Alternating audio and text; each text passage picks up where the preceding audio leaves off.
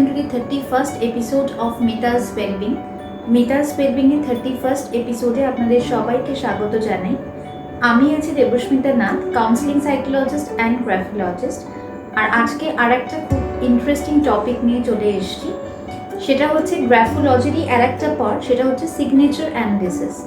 কীভাবে সিগনেচার দেখে personality traits বোঝা যায়, মানুষের নানা রকম চারিত্রিক বৈশিষ্ট্য কিভাবে শুধুমাত্র হাতের লেখা নয়, সিগনেচার দেখেও যে সেটা বোঝা যায়, সেটারই বেশ কিছু জিনিস নিয়ে আজকে ডিসকাস করব আপনাদের সঙ্গে।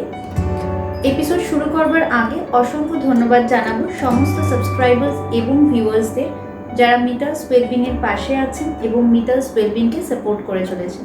Thank you so much. এবার চলে আসি সিগনেচারে। সিগনেচার যখন আমরা সাইন করি, পাবলিক ইমেজ মানে আমরা কিভাবে সোসাইটির সামনে নিজেদেরকে তুলে ধরছি, how we are portraying ourselves in front of the society, সেটাই কিন্তু রিফ্লেক্টেড হয় থ্রু সিগনেচার। সুতরাং সিগনেচারটা পাবলিক ইমেজ আমাদের। তো এই সিগনেচারের মাধ্যমে কিন্তু আমরা বুঝে যেতে পারি যে কিভাবে man to man personality traits vary করছে, ঠিক যেরকম সবার সিগনেচার সব মানুষের থেকেই আলাদা। ইনফ্যাক্ট যদি দুটো মানুষের নাম এবং সারনেম এক হয়, তাহলেও কিন্তু দেখা যাবে যে দুজন মানুষ কিন্তু তাদের সেই সেম নাম বা টাইটেল একসাথে যখন লিখছেন, কমপ্লিটলি আলাদাভাবে সিগনেচার করছেন। এই যে আলাদাভাবে সিগনেচার করা, একই নাম কিন্তু আলাদা আলাদাভাবে দুজন বা তিনজন মানুষ আলাদা আলাদা রকমভাবে সিগনেচার করছেন। এই সিগনেচারটা আলাদা এই জন্য হচ্ছে কারণ তাদের চারিত্রিক বৈশিষ্ট্যগুলো, তাদের পার্সোনালিটি ট্রেটসগুলো একে অপরের থেকে সম্পূর্ণভাবে বা অনেকভাবেই আলাদা। এবার বলি যে সিগনেচার যখন খুব বড় সাইজের লেখা হয়, মানে যখন signature is quite bigger in size in compare to the normal handwriting that the person is writing, অর্থাৎ যখন একটা মানুষ হাতের লেখা লিখছেন, সেই যে সাইজ, তার হ্যান্ড রাইটিংয়ের যে নর্মাল সাইজ, তার সাথে যদি আমরা তুলনা করি তার সিগনেচারের, ইন কম্পেয়ার টু দ্যাট যখন সিগনেচারের সাইজ বেশ কিছুটা বড় হচ্ছে, তার মানে হচ্ছে যে সেই পার্সনটা যথেষ্ট extrovert, outgoing, and that person tax interest in different fields.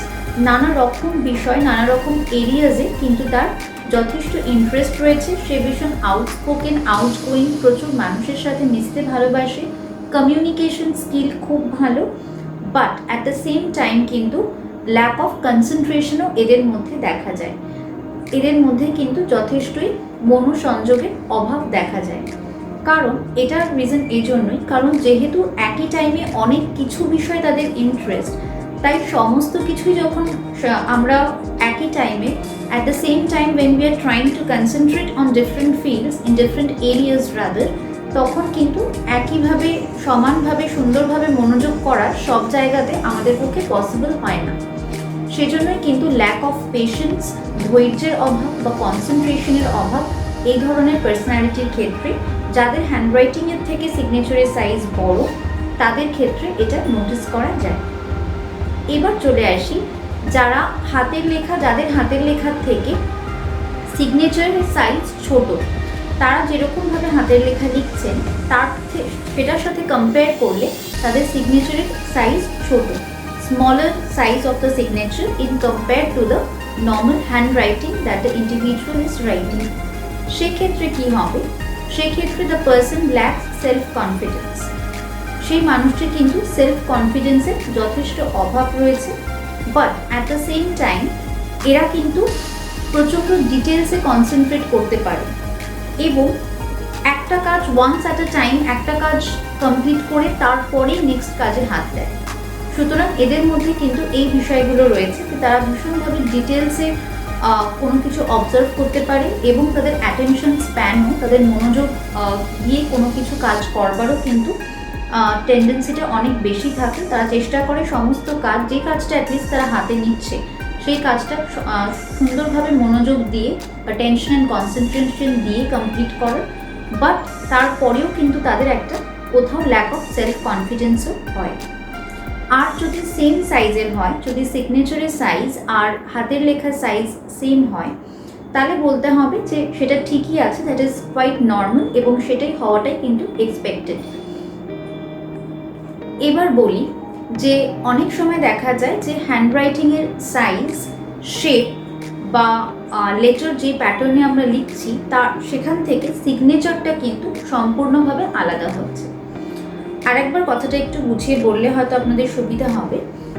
সেটা হচ্ছে ধরুন কোনো একজন রাইটার সে সোজাভাবে লিখছে, যেটাকে আমরা গ্রাফোলজির ভাষায় বলি স্ল্যান্ট এ, অর্থাৎ একদম 90 ডিগ্রি, একদম সোজাভাবে লিখছে। কিন্তু দেখা গেল যে সিগনেচারের ক্ষেত্রে সে কিন্তু একটু বি বা সি স্ল্যান্ট, অর্থাৎ বেশ কিছুটা ইনক্লাইন্ড ওয়েতে, বেশ কিছুটা হেলিয়ে লিখছে। সেক্ষেত্রে মানে স্ল্যান্ট যদি এরকমভাবে ডিফার করে, হ্যান্ডরাইটিংয়ের স্ল্যান্ট এবং সিগনেচারের স্ল্যান্ট যদি ডিফার করে, হ্যান্ডরাইটিংয়ের সাইজ যেভাবে লিখছে, যেটা আমি এক্ষুনি বললাম যে বিগার বা স্মলার ইন সাইজ, তো সেক্ষেত্রে কি সেরকম ক্ষেত্রে প্লাস যদি ধরুন লেটার্সগুলোতে যেরকমভাবে ধরুন সে নর্মাল হ্যান্ডরাইটিংয়ে এ লিখছে, হয়তো তার নামের মধ্যেও এ লেটারটা রয়েছে, সেখানে কিন্তু সে এ লেটারটা সম্পূর্ণ অন্যভাবে লিখছে। সুতরাং যদি হ্যান্ডরাইটিংয়ের সাইজ, লেটারের শেপ এবং স্ল্যান্ট সিগনেচারের সাথে না ম্যাচ করে, তার মানে বুঝতে হবে যে সেই পার্সোনালিটিতে কিন্তু কিছুটা আনস্টেবল পার্সোনালিটি ধরে নেওয়া যায়।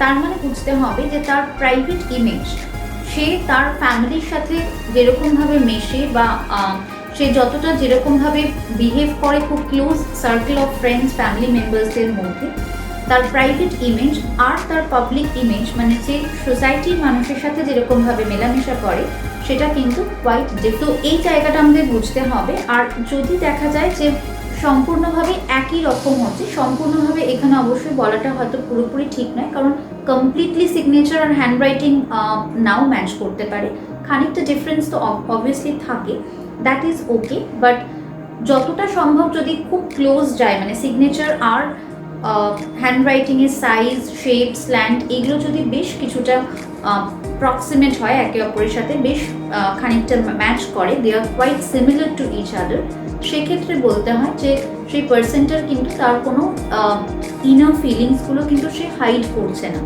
সে অ্যাকচুয়ালি যেরকম মানুষ সে কিন্তু ঠিক সেরকমভাবেই সোসাইটির সামনেও নিজেকে পোর্ট্রে করছে। সুতরাং তাদের যে ভেতরকার ফিলিংস, ইমোশনস, থট প্রসেস, সেটা কিন্তু তারা কোনোভাবেই হাইড করছে না। They are quite comfortable with those feelings, emotions and thought process, and they are quite happy and they feel free to portray it in front of the society. তারা কিন্তু ঠিক সেরকমভাবেই সোসাইটির সামনে পোর্ট্রে করছে, যাদের সিগনেচার আর হ্যান্ডরাইটিংয়ের শেপ, সাইজ আর slant match করছে, এটা তাদের জন্য বললাম। এই হলো সিগনেচারের বিষয়।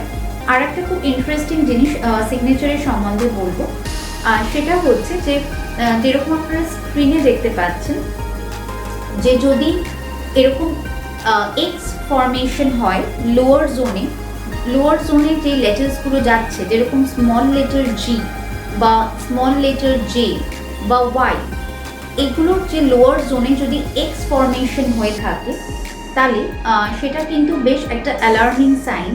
এই জন্য বিকজ এই ধরনের মানুষের মধ্যে কিন্তু সুইসাইডাল টেন্ডেন্সিস থাকে, দে আর ভেরি ডিপ্রেসড, আর জেনারেলি দেখা যায় যে they have lost something which was very close to their heart.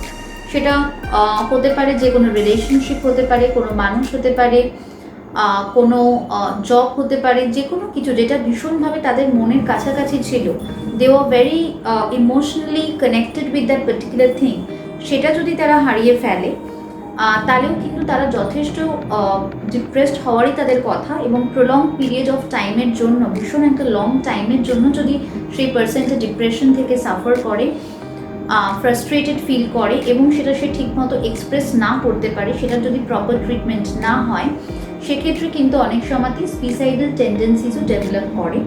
এবং এই ধরনের হাতের লেখা, যেটা আমি এক্ষুনি দেখালাম স্ক্রিনে, সেই ধরনের হাতের লেখার মধ্যে কিন্তু সুইসাইডাল টেন্ডেন্সিস, ডিপ্রেশন, ফ্রাস্ট্রেশন এই ব্যাপারগুলো থেকে থাকে।